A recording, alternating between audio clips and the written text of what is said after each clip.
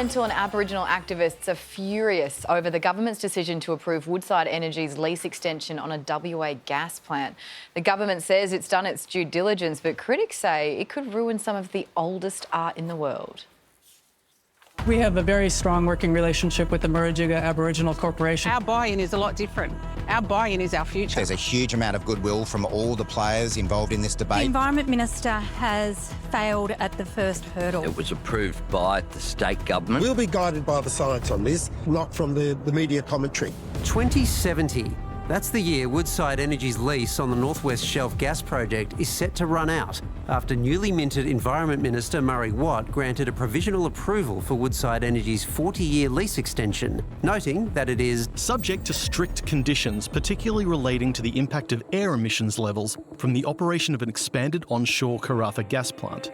As Australia suffers through both droughts and floods, environmental activists say this extension is a carbon bomb that will produce billions of tonnes of greenhouse gas emissions. Stop! Woodside! But Woodside is also facing a battle on a different front. It's like this place is crying out for help and we're all just sitting back. If you think a 40-year lease is a long time, try 40,000. That's the age of some of the 1 million rock carvings or petroglyphs said to include the first known depiction of a human face. It tells a story of our history, our ancient history. Industrial emissions are currently damaging the rock art of Murujuga. The WA government says those concerns are unfounded, claiming a 5-year study of the area says the rocks are safe from the plant. That report itself was peer-reviewed, and so the science is in. If there's contrary science, well, that should be presented in the scientific forum. But according to one of the report's lead authors, it was. Professor Adrian Baddeley reportedly claiming the state's environmental agency altered key findings in the report, a claim critics have seized upon. If you've read the report properly, you'll see that the executive summary contains a table with a line that is missing. It's direct evidence that the executive summary has been doctored. There was an incident where one of the graphs was simplified. Shortly before Watt's approval, Australia's bid to add Murujuga to the World Heritage List was knocked back due to concerns over degrading acidic emissions in the area. The custodians of the land have launched action in the federal court. The science has said that modern industrial developments do not have a long-term impact in terms of the quality of the rock art. This document is not worth the paper that it is written on. And when Professor Benjamin Smith isn't tearing up documents, he's Professor of Archaeology at the University of Western Australia and President of the International Scientific Committee for Rock Art. Professor, you've accused the state government of doctoring the report summary. I mean, it's a strong accusation. What are you basing that on?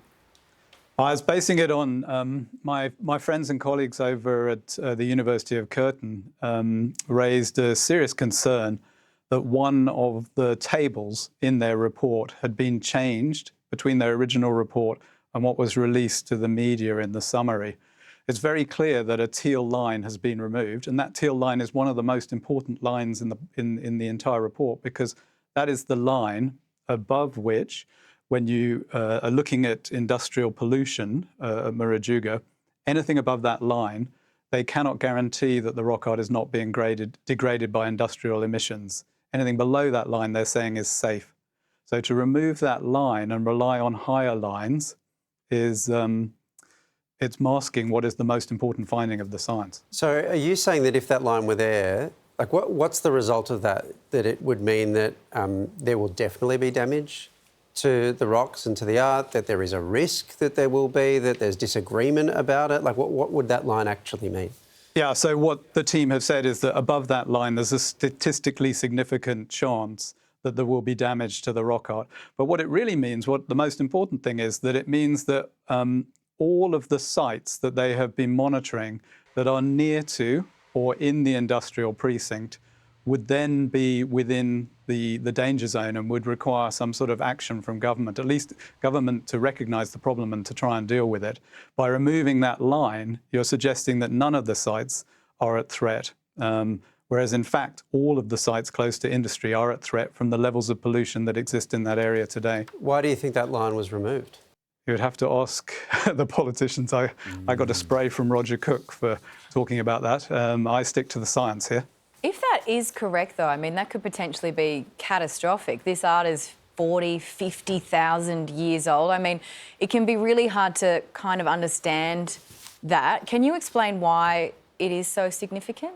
Yeah, I mean, we think that Australia as a country thinks this place is so significant that we're putting it forward as our next World Heritage Site. So we're putting it up there, you know, with the Eiffel Tower as one of the great places in the world, and there's no doubt that it deserves to be there. UNESCO, in their consideration of this, give the proposal to their scientific body, which is ICOMOS, to consider.